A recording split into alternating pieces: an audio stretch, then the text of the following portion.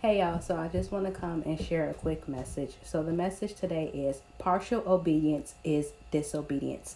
So we're going to look at an example in the Bible.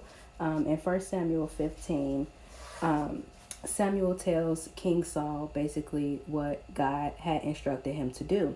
And so this is what the Lord said: I will punish the Amalekites for what they did to Israel when they waylaid them as they came up from Egypt. Now go and attack the Amalekites totally. Destroy all that belongs to them. Do not spare them. Put to death men and women, children, infants, cattle, sheep, camels, and donkeys. So these were God's very clear instructions to Saul and what he wanted him to do to the Amalekites. And so after Samuel had told Saul that this is what it says that Saul did.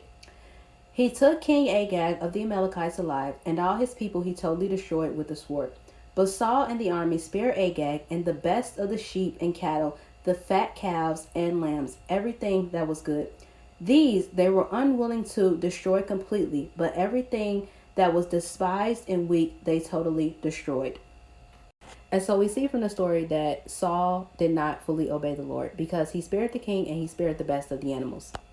So Samuel went to Saul early the next morning and he was basically asking him like, hey, what is all this stuff that you got?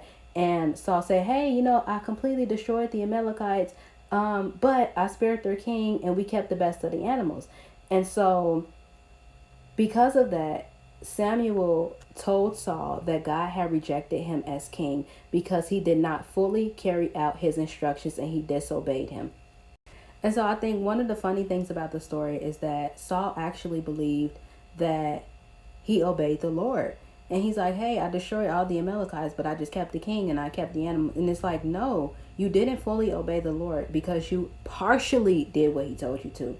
And that is why God does not accept partial obedience, because partial obedience is kind of like being lukewarm. It's kind of like being in between.